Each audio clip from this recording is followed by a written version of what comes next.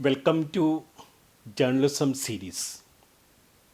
This episode is on the art of interviewing.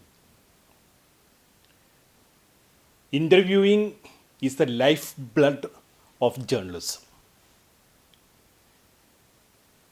80% of reporting is interviewing.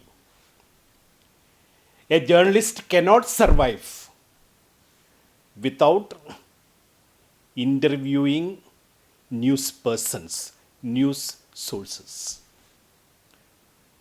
And therefore, we will discuss in depth about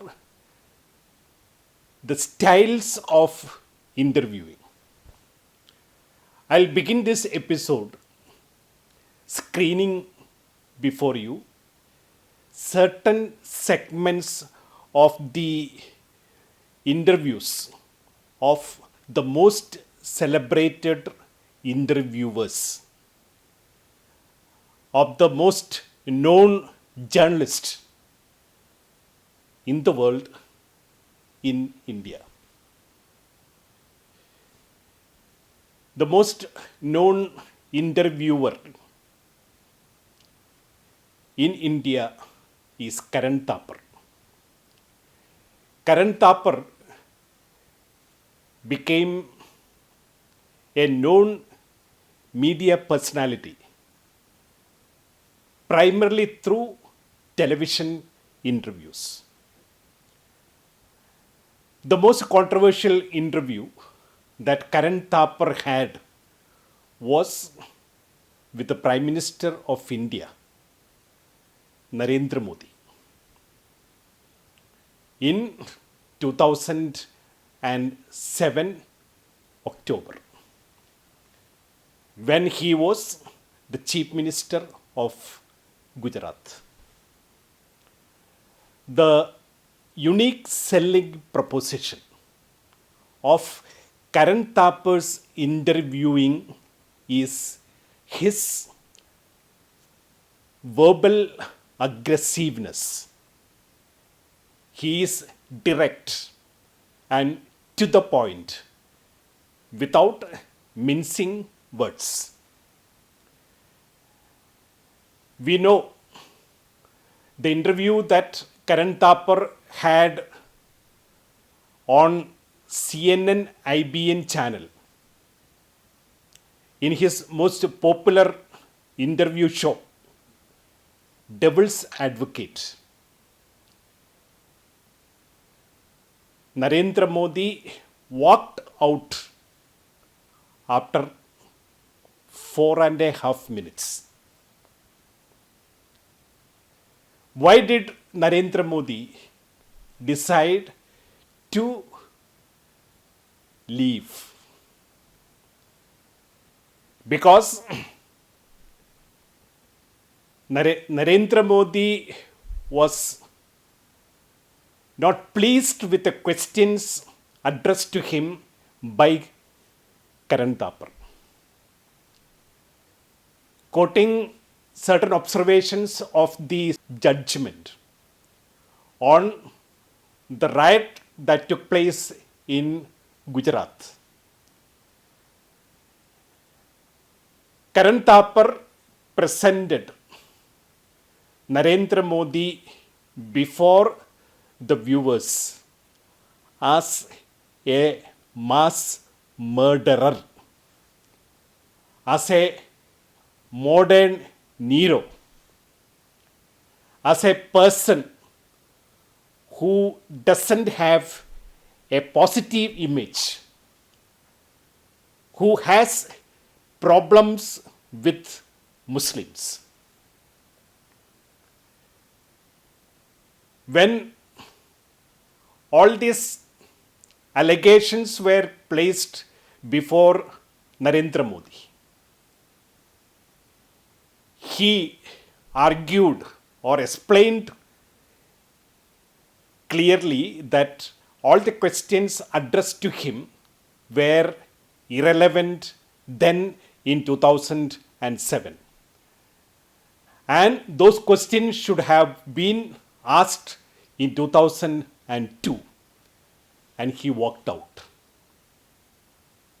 You can just watch a segment of that controversial interview. Mr. Modi, let's start by talking about you. In the 6 years that you've been Chief Minister of Gujarat, the Rajiv Gandhi Foundation has declared Gujarat to be the best administered state. India today, on 2 separate occasions, has declared that you are the most efficient Chief Minister. And yet, despite that, people still call you to your face a mass murderer, and they accuse you of being prejudiced against Muslims. Do you have an image problem? I think it's not proper to say that people. There are 2 or 3 persons, those who used to talk in this terminology. And I always say, God bless them. You're saying this is a conspiracy of 2-3 people only? I have not said so. But you're saying it's only 2-3 people. This is what I have information.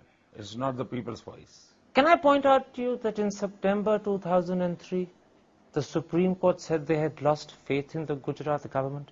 In April 2004, the Chief Justice of the Supreme Court in open court said that you were like a modern-day Nero who looks the other side when helpless children and innocent women are burnt. The Supreme Court seems to have a problem with you. Karan, I have a small request. Please go to the Supreme Court judgment. And is there anything in writing? I'll be happy to know everything. It wasn't in writing. You're absolutely right. If It was it an is in observation. judgment. It is an observation. If it is in judgment, then I'll be happy to give you the answer. I'll tell you what the problem is. Even 5 years after the Gujarat killings of 2002, the ghost of Godhra still haunts you. Why have you not done more to allay that ghost? This I gave it to the media persons like Karan Thapar. Let them do and let them enjoy. Can I suggest something to you? I have no problem. Why can't you say that you regret the killings that happened? Why can't you say that What? maybe the government should have done more to protect the Muslims? What I have to say, I have said at that time. And you can find out my statements. Just say it again. Not necessary I have to talk about the in 2007 everything, what you want to talk. But by not saying it again, by not letting people hear the message repeatedly, you're allowing an image that is contrary to the interest of Gujarat to continue. It's in your hands to change it. I'll have to rest. Potable water. और पानी आप पीछे जाओ। दोस्ती बनी रहे अपनी दोस्ती बनी रहे I'll be happy. You came here, I'm happy, I'm thankful to you. I can't get this. It's okay. Your things are आपके ideas हैं, आप बोलते रहिए, करते रहिए. 3-4 questions I will let you enjoy. So I can't. पर मोदी साहब, Please. Modi साहब, कल देखो मैं दोस्ताना संबंध बनाना चाहता हूँ. आप उसको कोशिश कीजिए. मुझे एक चीज समझाएं sir. I'm not talking about doing anything wrong. I'm saying why can't you correct the image? The second controversial interview that Karan Thapar had was with Ram Jethmalani. He is no more. He was the most known senior advocate of the Supreme Court. The 2 interviews that Karan Thapar had, very aggressive and very assertive interviews that he had with Ram Jethmalani, were the most watched interview episodes of Devil's Advocates. One episode was in 2006. The second interview was in 2010. What was the context of the aggressive interaction between Karan Thapar and Ram Jethmalani in 2006? There was the controversial court verdict on the murder of Jessica Lal by Manu Sharma. Because of political clout, because of the influence the bureaucrats had on the process of court trial, Manu Sharma was left free. He was declared innocent. And because of pressure, particularly from the media across the country, there was retrial. At this particular point of time, the most known advocate of the Supreme Court, Jethmalani, took a decision to take up the case supporting Manu Sharma. And this was the context in which Karan Thapar questioned the credibility, the moral mindset, the transparency of the most known lawyer in India, Jethmalani. Let's watch the segment in which there were heated exchanges between Karan Thapar and Jethmalani.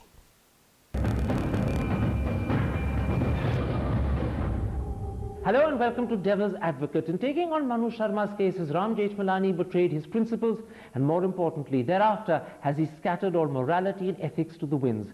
Those are the two key issues I shall raise today in an exclusive interview with Ram Jethmalani. Mr. Jethmalani, for 2 years, there's been a sign outside the gate of your residence in Delhi which reads, "I am not accepting any new court matters, but welcome for anything else." Despite that, you've accepted Manu Sharma's case.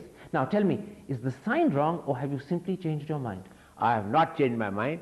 Manu Sharma's case I took up when I appeared for his bail application in the High Court. That was long before I put up the board. That's an old case.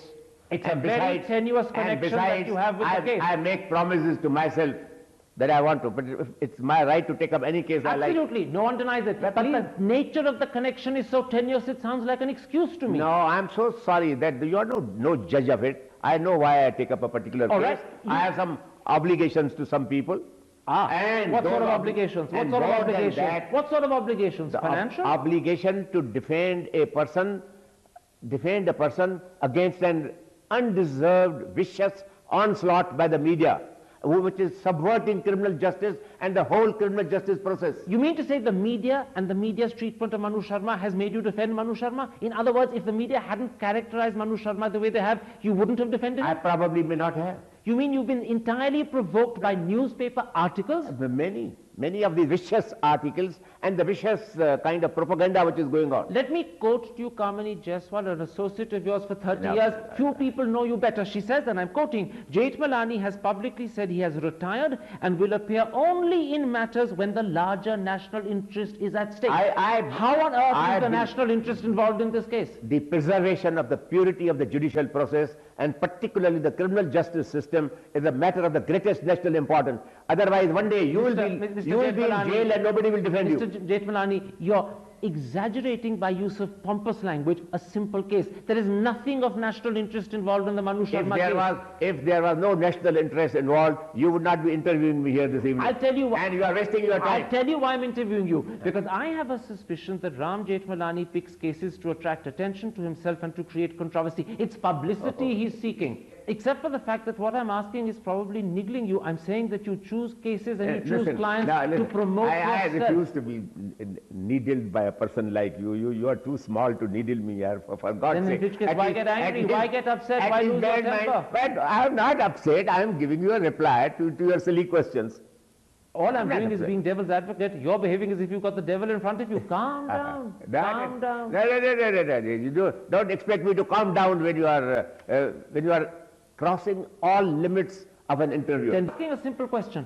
Are there no standards that you set yourself which you observe? Is there no Lakshman Rekha, your own personal morality demands that you respect? Will you do anything Will you fall to any level? I will not do anything, but I will do everything legitimate and honorable to defend my client, and that is precisely what I am doing. And you have no right to make comments upon what I am doing. That's a matter between me and the court. Either if you want to carry on this interview, then sit and listen properly, like a gentleman, and don't behave like as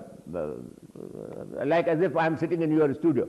Are you lying to defend Manu Sharma? Are you knowingly lying? Now, if you don't know this much about the judicial system, that lawyers don't lie, it is clients who lie, witnesses who lie, but the lawyer does not speak a personal lie. Am I a witness in the case? I mean, you don't even know elements of criminal law, you don't know elements of our judicial system.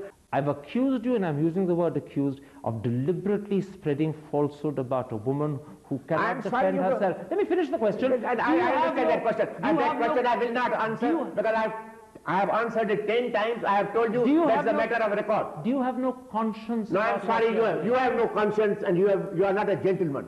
Maybe, but do you have no... No, I'm sorry, I won't answer this question. I will not allow you even to utter it. If you utter it any further, I will stop this. They used to say of I'm sorry, you will not continue this interview, please. I'm asking a different question. Not at all. This interview is therefore terminated. I didn't call you here to utter this kind of abusive language. Please stop it. If you don't stop it, I will just walk out. Talking bullshit and continue that bullshit. I am totally impervious. Please think that I am not listening to you now. Do you have a clear heart and clean conscience? I'm sorry, I won't answer this. Are you a man of character? Huh? Are you a man of character? Well, is this the behavior of a man of character? Now please don't get into this kind of bullshit. This is not done. When there's almost... This is not the way of holding an interview. When there's almost a smile on your face, and I'm not sure if it is a smile or not, it's time for me to apologize for the impertinence and to thank you for the interview.